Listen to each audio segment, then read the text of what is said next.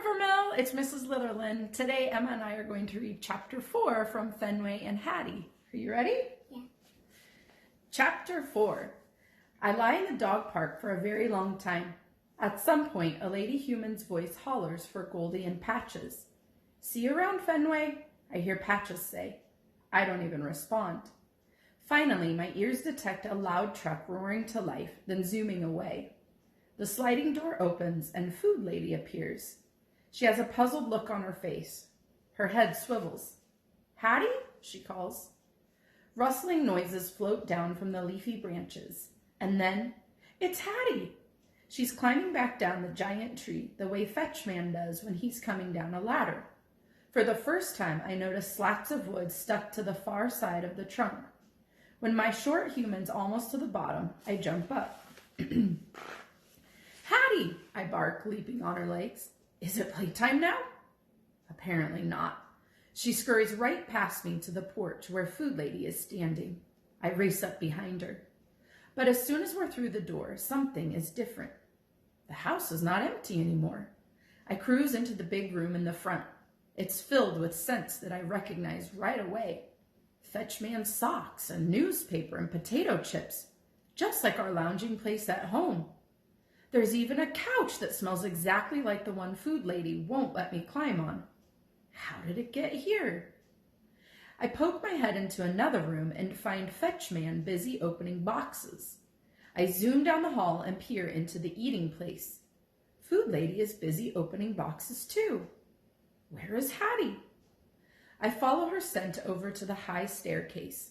I bound all the way to the top and tear down the hall into the room where she was before. There she is. Hattie's also taking things out of boxes, clothes and shoes and toys. She must be very busy because when I enter, she doesn't even look up. I vault onto a bed that wasn't there before. It smells minty and vanilla-ish like Hattie's bed. I curl up into a ball and close my eyes.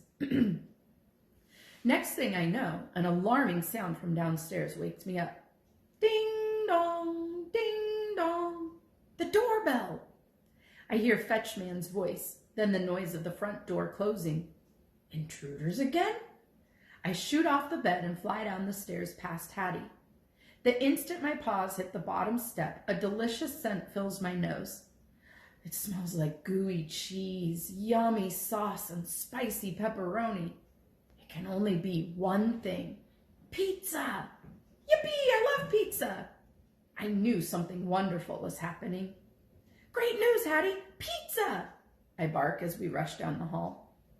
But when she heads inside the eating place, I hang back on the safety of the carpet. I poke my snout through the doorway and inhale the luxuriously spicy and savory aroma. My tongue drips uncontrollably. Hattie and Fetchman are sitting at a table, just like the one in our eating place at home. Food Lady opens a thin box and puts steaming slices of pizza on paper plates. I want to dash right in and wait for yummy bits of sauce and gooey strings of cheese to drop from Hattie's spot. But unfortunately, there's a very big problem. The wicked floor. That pizza smells so pizza-y, and my tummy is so hungry. There must be a way to get over to Hattie and plop next to her chair. I put one paw on the wicked floor's glossy, sinister surface. Yikes! It slides out from under me. Clearly I'm no match for this monster. I slither back onto the carpet and collapse in a heap. I peer through the doorway, defeated and drooling. Fenway! Hattie calls, like she just realized somebody was missing. Clearly my short human is unaware of the evil lurking beneath her feet. She gazes at me with sad eyes. "Aw." Her voice is filled with pity. "Can't we eat pizza out here in the hallway?" I whine. Hattie looks like she'd be up for it, but Food Lady has other ideas. She gets up and heads over to one of the big boxes. She pulls out a dish that looks just like mine. My tummy starts to rumble. Food Lady grabs a lumpy bag that I recognize right away. I immediately start panting. She takes out a scoop, and the exciting sound of dog food rattles right on in. Wowee! Hattie, it's supper time. I spring to my feet, my tongue slurping in tasty anticipation. I'm so ready, I'm so ready, I bark. But just like that, the happy scene turns terrible once more. Food lady places my dish right on the wicked floor, then goes back to her seat. She nods at Hattie. Fenway, Hattie calls, her face hopeful. She points at my bowl as if I might not have noticed it. Why is she doing this? Fenway, she calls again. But nothing has changed. My dish is still on the wicked floor.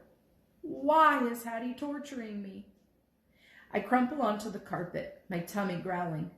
Food lady and fetch man are patting Hattie's arm like they're comforting her. Hey, I'm the one who needs comforting, people. There must be a way to get that food. Hattie goes back to eating her pizza, but she keeps sneaking sorry looks at me. And then, in a flash, I know what to do. I push myself up and stretch my head inside the doorway. I put on my most pathetic face. Stop tormenting me, I whine. I move up to the edge of the wicked floor. I whimper some more. Hattie tilts her head to the side. She looks like her heart is breaking. I fall to my belly, paws stretched out in front. I whine longer and louder. You know you want to help me, Hattie. You don't want me to starve, do you? I can tell from her eyes that she's starting to cave. I give it everything I've got. Oh, please, Hattie, I moan. I'm so hungry. It works. Hattie leaps out of her seat and snatches my dish off the wicked floor. While fetchman and food lady look on disapprovingly, she carries it out into the hallway. Before she even sets it down, chomp. Wow, is it scrumptious. For the next few seconds, I'm lost in a crunchy, munchy world of pure deliciousness.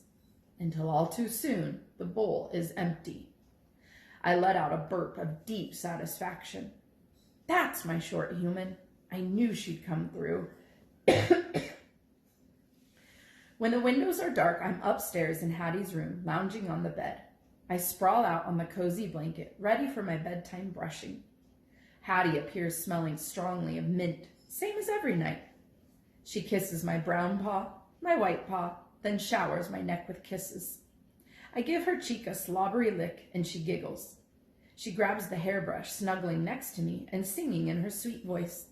Best buddies, best buddies.